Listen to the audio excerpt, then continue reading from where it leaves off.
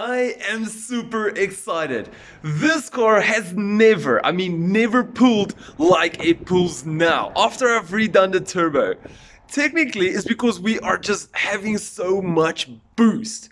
Yeah, that's right. Why would I say something like that? It's because the car is overboosting. I'm telling you, it's the worst thing ever. The luck I'm getting is just horrible. So if you're not I haven't been a long time subscriber and you're a new person viewing the channel, let me give you a quick briefing on what happened.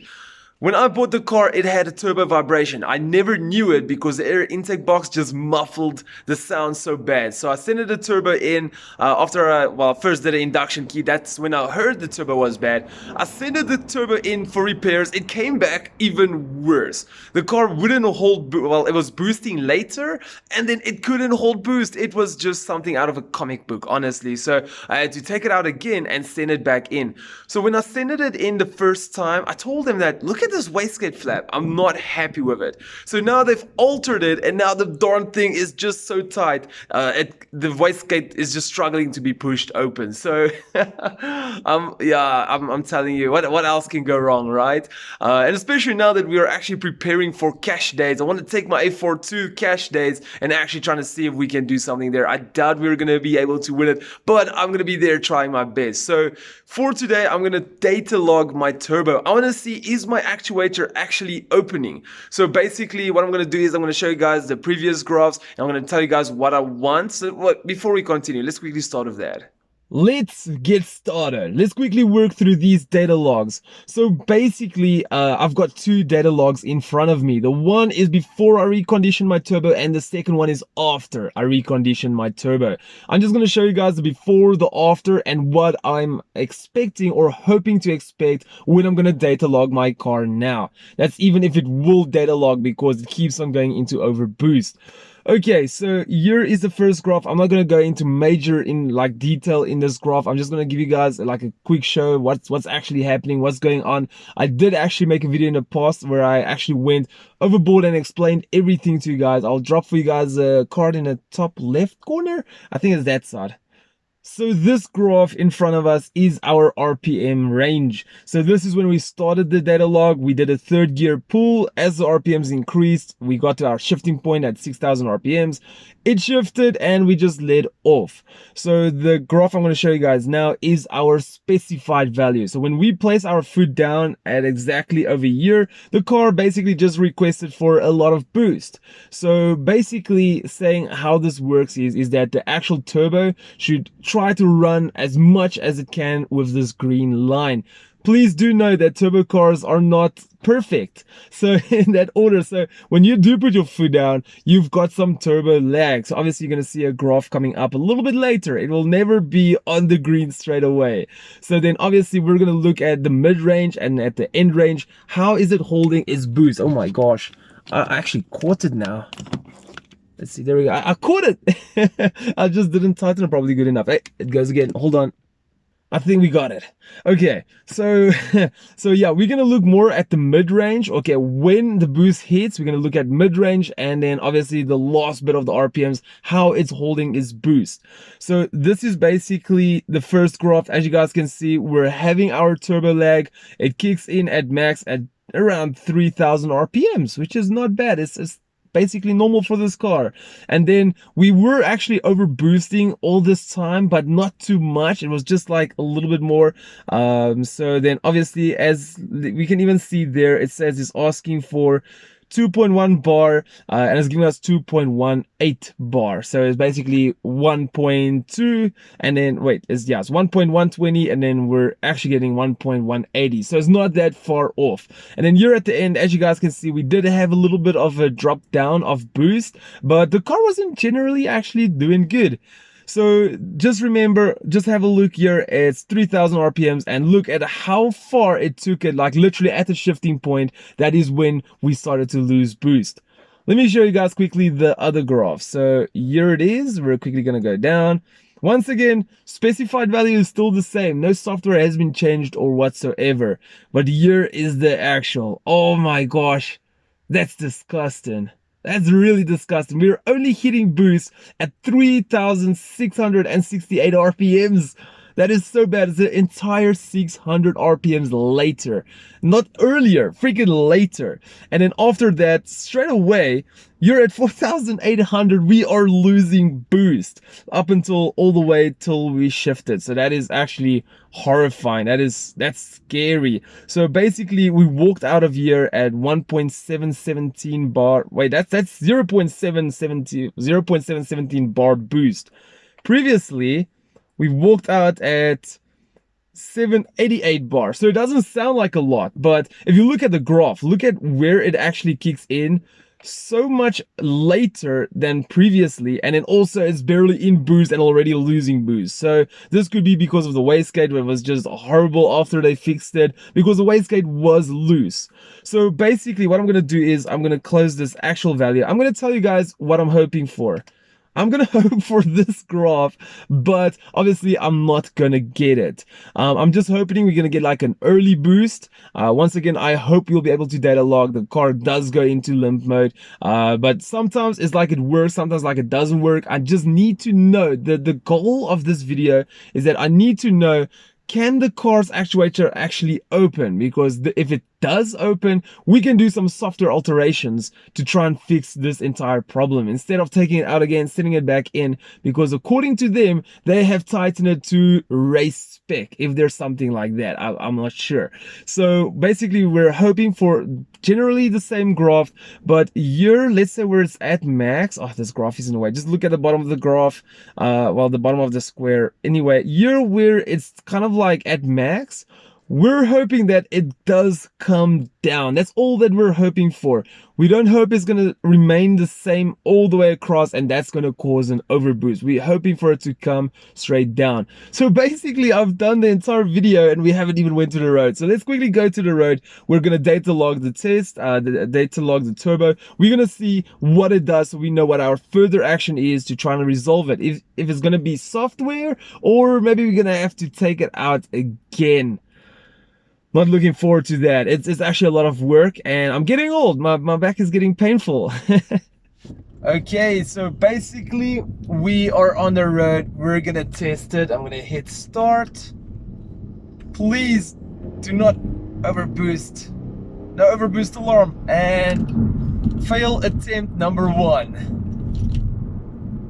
Okay, so we are gonna try this again, but this time I'm not gonna floor it. I'm just gonna feed boost, floor it, overboost again. Okay, so this log I'm gonna do a little bit different. Going into low RPMs, boosting, it just keeps on giving me an overboost. What I'm gonna do is I'm just gonna get to a nice speed. I'm gonna step down, it's gonna kick back, and then we're gonna see what the boost does. And then also what I'm gonna do is I'm also just gonna drive a bit, just data log to see how much it's actually reading or giving us while where it should be. So let's just quickly give it a second. Okay, so let's quickly pick up just some speed. Okay, and let's send it. Now, overboosted again. So that is 3 times in a row. I think we don't want to damage anything in the car. This is actually very, very crucial. I think what we're going to do is we're going to head back home. I actually want to just see what the logs say, because it can literally damage your engine. It's a great thing to have this safety feature to make sure that your car goes into limp mode as soon as there's any problems. But anyway, okay, let's go and view the data. We are back home and we're gonna quickly check out the logs. So I did spend some time already on it. My laptop is nearly flat. Oh, just my luck once again. So anyway, I'm gonna tell you guys what I think is wrong, and obviously you guys can make from it whatever you want. So this is our first data log pool. So what I'm gonna do is, the cool thing about data zap is we can actually just view this part and I'm highlighting, because once it went into limp mode, we don't have to analyze anything behind it. The reason for that is basically because we had a massive boost drop, so we want to actually calculate what happened inside the boost. So here you guys can see I placed my foot flat here and it went into limp mode at 4,200 RPMs. One thing I'm really sad about is the fact that on this pool initially you can't really see how the wastegate was coping, because basically the higher the RPM went, if you guys did notice on the previous data logs that I showed you guys just now, that the higher the RPMs goes, the less boost is being requested. So here, as you guys can see, it's actually tilted down and it went into limp mode. So let me quickly show you guys what the car did. It boosted about 100 and something RPMs earlier. Let's just call it 150 RPMs earlier. So if you've got a wastegate that the flap has got some movement, yeah, you can actually gain 150 RPMs earlier boost. It does not sound a lot, right? But obviously imagine you were in 4th gear or 5th gear or a higher gear. So anyway, it's kind of cool to notice that we do actually boost a little bit earlier, which is just, I'm happy about that. That's one win. But now initially what's happening here, as you guys can see, the car is requesting for 1.2 bar. Yes, it's saying 2.2 bar. Remember atmospheric pressure. So it's requesting for 2.2 bar. We're actually having 2.450 bar. Okay, so that means we're overboosting by 0.225 bar. Okay, which is not good. So now this is the thing that bugs me. Do you guys see us going up? Down, up, down, up, down, up, down, up, down. Initially, all of them are about 2440, if you want to say it like that, when a wastegate open. Here it was at 2461, 2465 when a wastegate opened. So that's what I'm initially seeing. I'm seeing that when the boost is high, the wastegate opens and it drops a little bit. So what I'm thinking is that the wastegate only opens under 1.450 bar of boost. So that initially means that anything below it, the wastegate does not open, because there's not enough air pressing down the top diaphragm to open the wastegate flap. Okay, so what I'm thinking is that the car, whenever it reached, for example in this case, 2.450 bar, the wastegate is opening, and then as soon as it's starting to drop to like 2.360 bar, which is 0.1 bar less, now there's not enough pressure to press down the wastegate in order to keep the flap open. So what does it do? It closes the flap.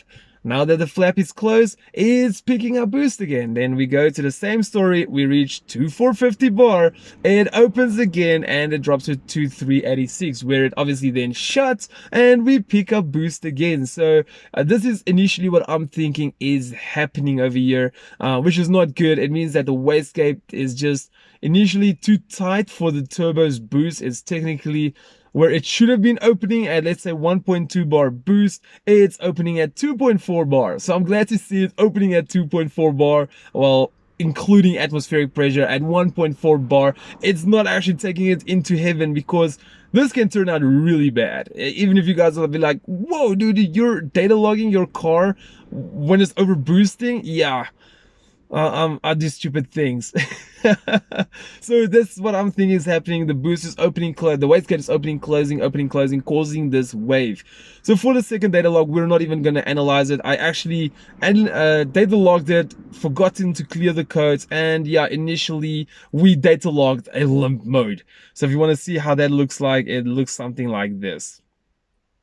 Can't see much of it, just it looks like a disaster. So what we're going to do is we're going to look at number 3. Once again, this downfall over here, I forgot to press stop. We're only going to analyze after the major dip over here. Do note that this pull was the initial pull where the car back shifted to a lower gear and then a turbo boost kicked in and it flew off. So I'm standing for correction here. I think we were in 4th gear or even maybe 5th gear. Probably 4th gear. When I did put my foot all the way down, it shifted back to 2nd gear. So when it's shifted back, obviously from 4th or 5th to 2nd gear, your RPMs is going to be high. So that's why initially I'm not concerned about when the turbo actually boosted. It was more a thing of, because we were in higher RPMs, we could have seen what the car is requesting and what it's actually doing. And that's what I love about this graph. So here is our specified area. Once again, we're not going to worry about the front part, because that is the part where the car is actually back shifting. So we're going to minimize it again to make it just easier to understand. So as you guys can see here, the car initially, we're shifting over here, I would say, and it requested boost immediately once the RPM was there. That's why the RPM also spiked up so quick, and the car went into limp mode at 5,230 RPMs, which is about just if I'm not mistaken, over 1,000 RPMs later than our first data log. Let's actually have a look. 4,250, it went out at 5,230, so let's just call it 1,000 RPMs later. So the thing what I like about this graph is you can actually see it's coming down, and that's what initially I wanted to know. So once again, the turbo is going to boost very late is because of the back shift. So you can see over here it shifted back, the boost picked up, we hit max boost at 3,741 RPMs, but I'm not concerned about the boost, how much, because I don't want to look at it, that's just too high. So what we're going to look at is initially how it drops down. And as you can see, as the RPMs goes higher, I think what's happening over here is as the RPMs goes higher, your engine is working faster, it's pulling more air because these little turbos are not made for top end. That's why all you see is requesting less boost the higher the RPM goes. So basically, as the car is just sucking up all the turbo's air, the turbo is actually dropping with the RPMs. So I'm stuck. I don't know what the heck is going on. As you guys can see, it's 2.5 bar boost there, 2.4, 2.3. It was initially going down with the turbo, which that is something I want. I think what's happening over here is just that my wastegate is opening at is starting to open when a boost is just way too high, which is not good.